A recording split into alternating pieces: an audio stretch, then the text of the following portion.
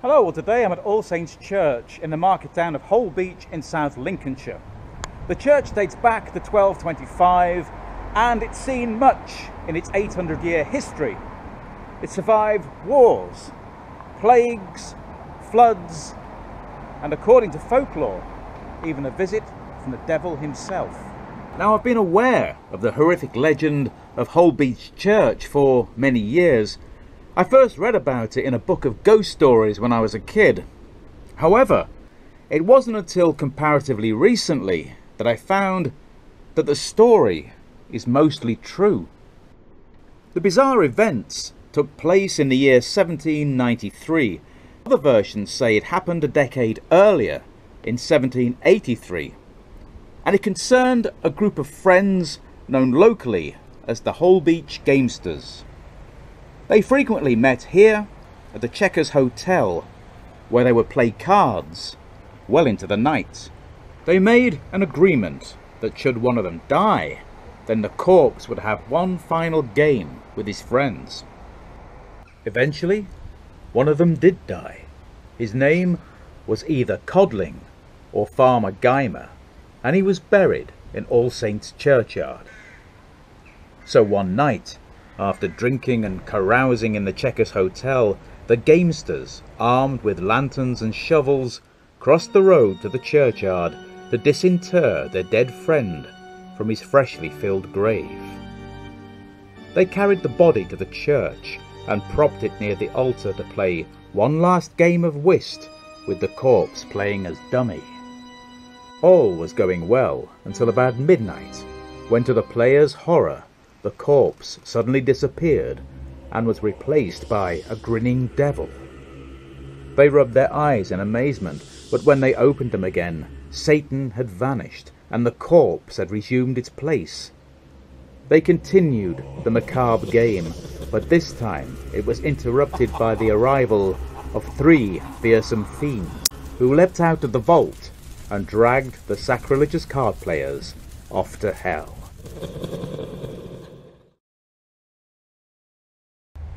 Now, it is said that if you walk past All Saints at midnight and you see flickering candlelight from within the church, then you best be very wary.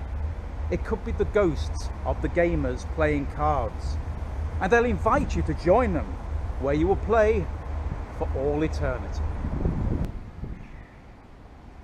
Okay, I'm in All Saints Church and I'm eager to see the altar where the sacrilegious game took place. Now, there's a lot of activity in the church today. They are preparing for a flower festival. I've had a few disapproving looks as I've wandered around, so I'm either in the way or they don't like my face. As you can see, this is the altar, and this is where it all happened. Now, it's more than likely that the corpse wasn't actually dug up, but was already in the church awaiting burial. Another story is that the corpse was in fact that of a woman who had been brought from a distant part of the parish for interment the next day. Right, it's starting to get busy in here, so it's time to leave. But before I do, I'll show you one more thing.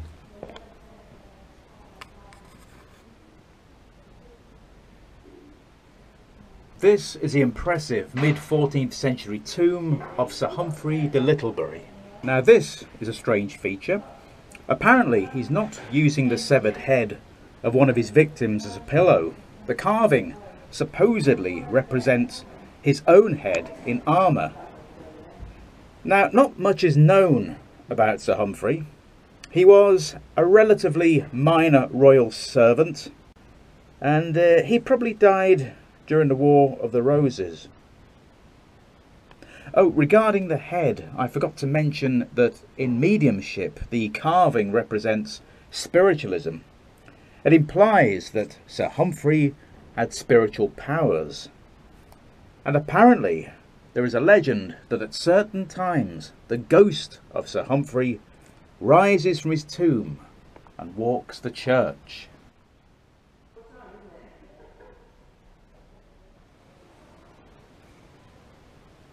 The story of sacrilege in Holbeach Church has been told by a number of writers with a great deal of poetic license. In 1800, Thomas Rawnsley, a friend of Alfred Lord Tennyson, penned a poem entitled The Three Revellers, or Impiety Punished, in which Satan and his demons appear on the scene and in the end carry off the three sinful card players. The Victorian poet Eliza Cook and Bostonian Richard Harris also recounted the tale in verse, with ghosts and demons putting in an appearance. A great deal of belief and superstition is attached to playing cards. At one time, decks of cards were referred to as the devil's picture books, and the devil, appearing in Holbeach Church to deal out vengeance to the blasphemous card players, derives from an old superstition warning participants not to play cards after midnight on a Saturday, or you could find yourself having to deal with the devil himself. But rather than the devil and his minions breaking up the card game, in truth, a local man was passing the church, and he saw flickering candlelight from within.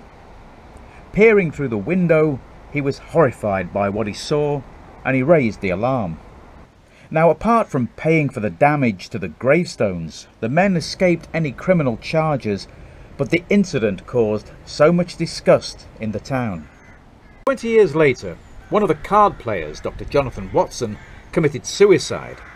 Now, at the time, suicide was considered shocking and blasphemous. So, for committing the crime of felo de se, which means literally crime against oneself, Watson was denied a Christian burial in the churchyard.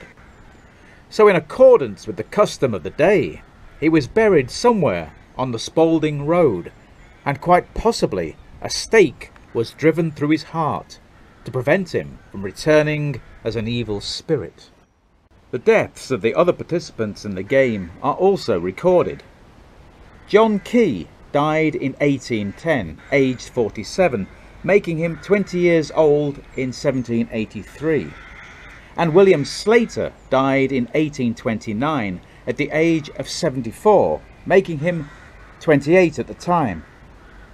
Now, I don't know if they are buried here in All Saints churchyard. I've had a good look around, but the epitaphs on many of the older tombstones are illegible.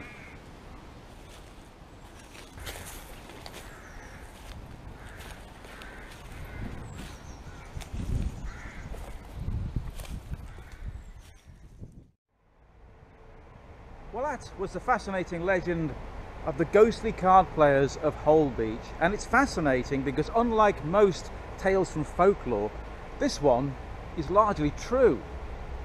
Well, that was my look at the horrific legend of Holbeach Church.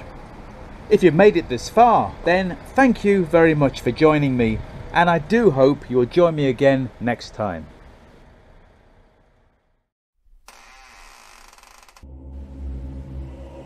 But silent, my dummy, when most are you need, Dame Fortune our wishes has crossed. When a voice from beneath howled, your fate is decreed, the game and the gamesters are lost. Then strange, most terrific, and horrid to view, three demons thou earth burst their way. Each one chose his partner, his arms ran him through, and vanished in smoke with his prey.